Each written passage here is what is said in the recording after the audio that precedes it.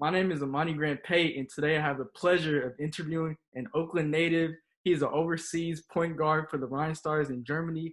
Today I have with me Vincent Golson. How are you and your family doing during this pandemic? Uh, how am I doing during it? I've been I've been doing well, staying close to my family, spending time with friends, not too many at a time. Been working out, so Okay, I still been doing this, a couple of the same things, but it took a while for me able to be able to work out somewhere, because everyone is afraid of it, of the pandemic, COVID, of course. So, but I'm doing well. okay. What are your thoughts about the protests that are going on across the nation and in other countries?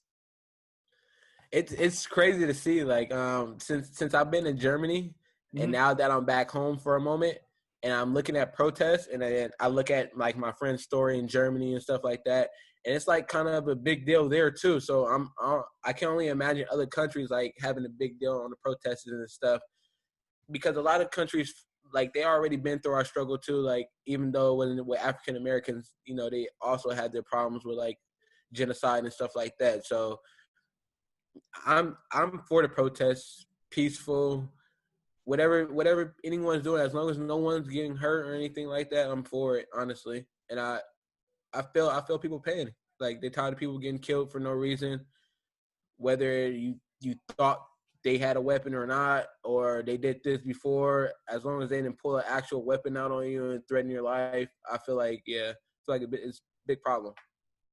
Well, recently, Kings play-by-play announcer Grant Napier, he responded to DeMarcus Cousins saying that all lives matter. How does that make you feel when you hear the statement "all lives matter"?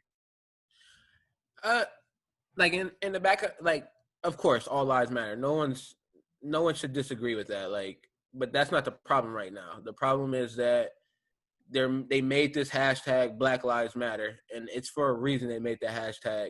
It's not saying like we should be better than everyone else, we should be well off better than anyone else, but it's saying that that specific race has a problem right now, and they need everyone to zoom in and like market, target it, and make sure y'all paying attention that, like, these are the people that's affected by police brutality, killings, of course.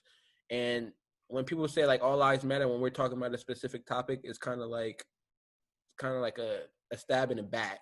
Like, like, we all know all lives matter, no matter police officer, firefighters, but we all want the same justification in life, right? We Definitely, all want definitely. to we all want to stop the same opportunities, and that's what Black people are asking for right now, the same opportunities. And that goes for all people of color. They're all asking for the same opportunities, if you ask me. What do you think a solution is to end inequality against people of color? That's really a tough one. Like, Yeah, I feel like I don't know. Like, it's a lot that you can start with. I know that for sure. Like, and the first thing you can start with is people pointing out the fact that, like, it is a difference. Like, you have certain people saying, no, it's not. It's not a thing. It's not systematic racism. You got people saying that, which is most likely false. You got people that don't want to own up that it's racism still in the world. You got people that saying all lives matter when we're talking about Black lives at the moment. So it's a lot of things you can point out that inequality. You got LGBTQA community still fighting for stuff too. So, like, it's a lot you can go for to start. And first off, we just need to realize that everyone's a human being at the end of the day. I think that's what we should start at. how was your experience in Germany being a professional athlete and also a black man? On or off the court? Uh, on and off the court, if you could share your On experiences. and off the court. Yes. To start on the court, out there, it really wasn't much about me being Black, like, on the court. It was more of me being American, me being short. Okay. I think those were the two things that stemmed out a lot. Like, like, they group us all as an American as a whole. So when I first got there, a couple of weeks went by, a couple of months went by, I was doing well. And all my teammates was like, man, we thought you were gonna be like some ignorant guy from America, like, cause we had teammates like that before. Hmm. And I'm just like, dang, like, and then my first instinct is like, is it because I'm Black? And they like, nah. Just like, I didn't say it out loud or anything, but that's my first thought. Cause if you hear other people say that, you think it's because you're black, but everyone outside the U.S. thinks Americans are kind of ignorant, fat, lazy, like, like just whatever, do whatever they want. And that's what they thought I was coming in with, that type of mindset, just to fit in. But my experience on the court was really different. Like, I had to learn a whole different game than I was taught, like, growing up in America. Like, out here, we was taught fast, athletic, stick to your strength. Out there, they teaching reads, react. They teaching how to shoot, fundamentals, like stuff like that, And I had to basically relearn what I already learned growing up a little bit, but wasn't focused on it. And off the court, it gave me a whole different perspective on life. It's a lot out there. Like, for one, the homeless people, it's not many homeless people. And I live in a big city. I live in Cologne, Germany. So it's a big city. So they have all the fast food. People speak English all over, stuff like that, like basic stuff, Trains are always clean. Like, I couldn't even see a footprint on the train stations, like, out there, like, they always make sure it's clean. Like, it was crazy. Like, they're always on time, never late. All the Germans are always on time. Wow. If someone's late, they'll let you know way ahead of time that they're either not going to make it, or if they're going to be late, way ahead of time, not 5 minutes before, not 10 minutes before. Another thing, I watched, like, basically, like, 6 to 8-year-olds take the train across the city by themselves without parents, like, to school and stuff like that. And that just goes to show, like, it's not a lot of, like, it's not a lot of, I want to say it, not a lot of sex offenders, like people that's in harm's way of them, Mm-hmm. I want to say say it again. It's a safe space in Germany for the most part. Yeah, it's kind of a safe space. Of course they do have their problems too, like, like, of course they still got racism over there too, but it's not, in that city, it wasn't as big. So I think my first week out there, they had me in a hotel. Mm-hmm. And I was, like, in the middle. I was, like, in the main part. I was, like, in the ring. So it's like, it's where all the bars, all the clubs, all the restaurants. It's like a row of stuff, right? Wow. And I didn't go outside for like 3-4 days. Like, I walked probably to the end of my street and back, and that was it. Because in my mind, I'm like, I don't know where the good and bad part is. Like, everywhere you go in America, you got to make sure you know what's the good and what's the bad part. New York, Los Angeles, Oakland, San Francisco, you have to make sure, I'm definitely a Bay Area native, so I know what you're talking about. You get what I'm saying? Like, it's just in the back of your mind to know where you can and can't go, And over there, one of my teammates asked me, like, hey, have you been to check out any places yet? I was like, no, I don't know what's the bad parts is. And he looked at me, he's like, what do you mean? I was like, I don't know, like, if it's violence over here or it's not safe over here. And he laughed at me because he's like, dude, there really isn't no bad parts in Cologne. I'm like, man, now that I know it, like, But yeah, just like little stuff like that, like, it was just a different experience in Germany. But overall, it was dope. I went to go see castles. I was close to Amsterdam, Netherlands. Like, I was down. Like, it was a perfect situation. So you had some adversity in the 2 years before you landed your pro contract. How did you overcome those obstacles? I actually had help. You're not always on your own when you're going through adversity. And I don't think a lot of people realize that at the moment, because it's kind of like you think it's your struggle. You don't want to bother anyone. You don't want to, harass anyone with your problems. Like, but it's total opposite. Like, if you just come out little by little, like, when you get comfortable with people that you're comfortable with, you'll come out of it. And I think that's what happened to me in those 2 years. My first year out, I was messing with this Australian agent. He's a big deal agent too. Like, I'm not gonna say any names, but he's kind of a big deal. He had me working out with Jordan Lawley down there in Irvine. Mm-hmm. Then I broke my hand for, I think, half that summer. So then he kept saying, like, oh, I'm gonna get you a start in September, like, like, and he wouldn't answer the phone or text back. And then so then December came. This is still my first year out. December came. He hit me up out of nowhere again, like, send me your film and stuff. Nothing happened. So slowly in my mind, I just stopped getting motivated. I'm like, I don't know nothing. I don't got nothing. So I slowly stopped working out. And then after that first year, I kind of really just stopped working out altogether. Like I used to go to the weight room and hoop gym every day, probably hoop 2 times a day, work out 2 times a day, and go to weight room at least 4 or 5 times a day with my trainer out in LA. And then after that, it slowly started going like to two a week. then then I ended up getting the job, and then this had popped up in 2019, right before the summer hit, I believe it popped up. So my coach like texted me, "Hey, are you still playing basketball?" Kind of like a question mark, you know.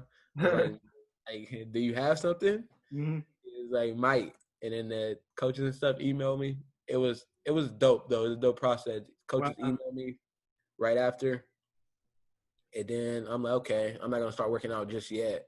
They just emailed me. They haven't offered me. Then they sent. Then I talked to the GM, Mm-hmm. and then he sent me a contract, and I'm like, I'm still not gonna work out. And then the contract went through. Then they posted me on their page. I was like, okay, I'm gonna start working out. So I basically had like 3 weeks to get ready, you know, like, Oh, wow. and just think about that. You basically took 2 years off, and like that's already against you, you know. But then I Yeah. was just like, I was like, I can't go out there and not have something together, you know. Mm-hmm. So you really had to slow grind it. Yeah, like I'm like I had to make sure this time because before I had like my first year out, I had like a quote unquote Brazil offer, Mm-hmm. and it turned out to be a scam. Like, Wow. so that was another thing that like unmotivated me. You know, like I'm kind of like, all right, I'm over this.